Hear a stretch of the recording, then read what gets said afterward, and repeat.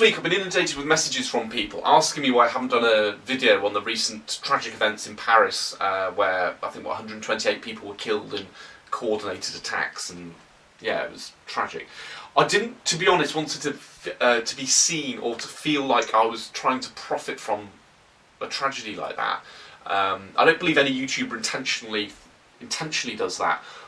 But then you know that there's something in the back of their mind with some people where they're thinking, oh, I can use this for a video. And I'm not talking about shooting YouTubers in here either, particularly. Across the board, it just feels a bit distasteful. So I thought I'd do a video on this sort of general premise of terrorism and the mindset that we seem to have in Europe, which is self-defeating somewhat.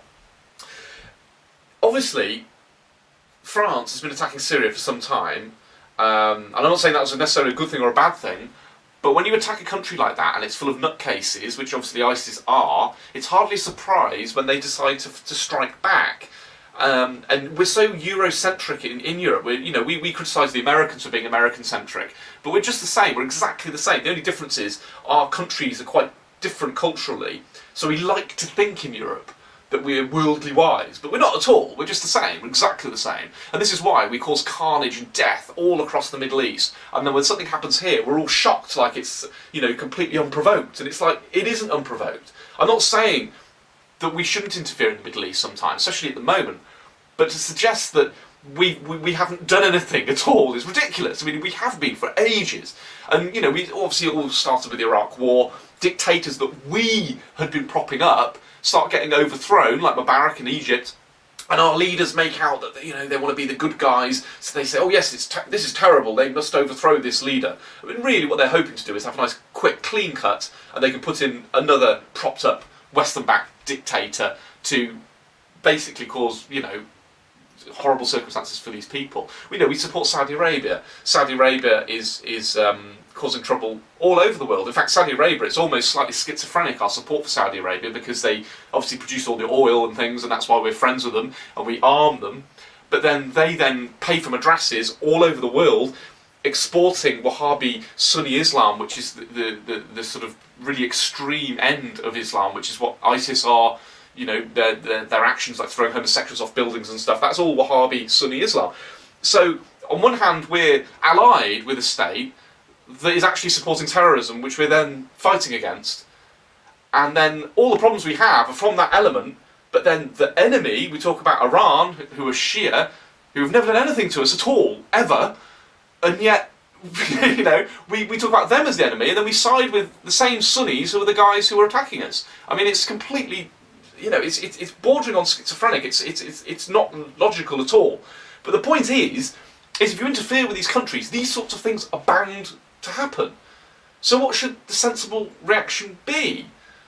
Well, I don't know, because we've screwed up the Middle East so much that it's hard to say what we should do. I mean, bombing ISIS shouldn't exist. The only reason they do exist is because of our actions. So at this point, do we need to give up all this violence because it's just exacerbating the problem? Do we need to think again about how we treat our relationship with Saudi Arabia? And I hate to say it, our relationship with Israel as well, because obviously Israel does a lot of things that frankly piss off a lot of people. I mean, I've been there recently. They're occupying the West Bank, and there is basically a form of apartheid going on over there. This is going to cause these sorts of problems. So if we want to stop these things happening in the future, we obviously want to have increased security, and we want to make sure our interests are met, but we need to be seen to be playing fair. We need to be seen to be being genuinely the good guys on the side of good people, not propping up brutal dictators, not propping up countries chastising, that's the wrong word, persecuting other ethnic minorities. I mean, it's just, in their own country, it's just logical. So that's the way forward. What isn't the way forward, as we've seen, which other people have been asking me about, is this new EU directive to ban semi-automatic rifles. Because what the hell has that got to do with anything? It's quite shocking, actually. I mean, when people started talking about this, I kind of thought, well, this is never going to go through. We've never really had any federal firearms legislation in Europe.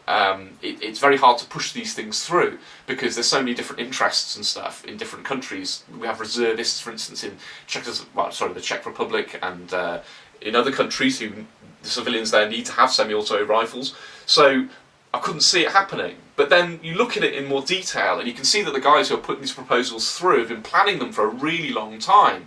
And they're just basically, you know, just like I was saying about some YouTubers jumping on this to profit from it, these tragic events. These buggers in Europe have had this on the cards on the table for ages, and they're just bringing it out because they're thinking, oh great, loads of people have been killed in Paris, let's see if we can push through knee-jerk firearms legislation to deal with it.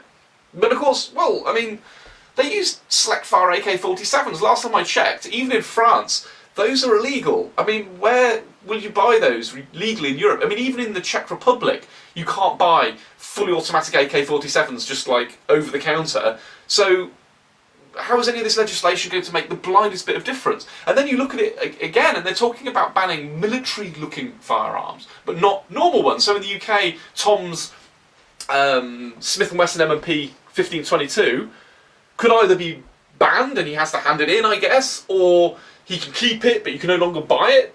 But if you've got a Ruger 1022, which just looks like a normal bolt gun, oh, that's fine, because, you know, even though it's exactly the same in terms of the way it operates, you know, it doesn't look as scary, so we'll keep that. I mean, I hate to say it, and I said I don't want to bash the Americans here, but normally it's America that these sorts of silly laws come about. In Europe, we kind of are, I mean, obviously we've got strict gun laws, but our laws tend to be a little bit more sensible in the, you know, not even if you disagree with them, they tend to be more sensible in the way that they're done. Like in the UK, when we banned handguns, we didn't ban handguns, we banned guns shorter than a certain length. I mean, it was kind of like you know, it was a consistent approach. But just to say, oh, you know, I don't like the look of that gun, it's black and scary looking, I mean, it's just ridiculous. And I mean, if I'm honest, and as I've been saying to people, I still maintain to now, I don't believe that legislation will go through. Unless, you know, vested interests who want to you know, which like happened with the pistol ban here, they want to divert attention from their foreign policy, which is the real cause of this. I mean, one thing that I will say, in the words of Yoda... Fear is the path to the dark side. Fear leads to anger. Anger leads to hate. Hate leads to suffering. And he's right, I know, as I said, I'm not trying to be facetious. He's right. You have to de-escalate this. I mean, I've been chatting to a guy in Israel. He's actually a cousin of my late stepfather. And you can see the hate in his eyes, and you can see the legitimacy in how he feels, you know, the threat he lives on the border for the West Bank, and he's been, you know, he's ex-IDF. You can see why he thinks the way he does, and you can see why Israel, the people, want to react the way they do. But it's got to stop, because if you meet violence with violence and aggression all the time, and don't maintain a consistent approach in terms of looking like you are being reasonable, it just leads to more violence. It just leads to more and more of the same thing, you know? We really need to step back and look at the way we are behaving across the world, because if we don't, these things are just going to keep on happening. A bombing Raqqa, that isn't going to stop another terrorist attack in Paris. It just isn't. Anyway, that's my view. Let me know what you think. Like and subscribe.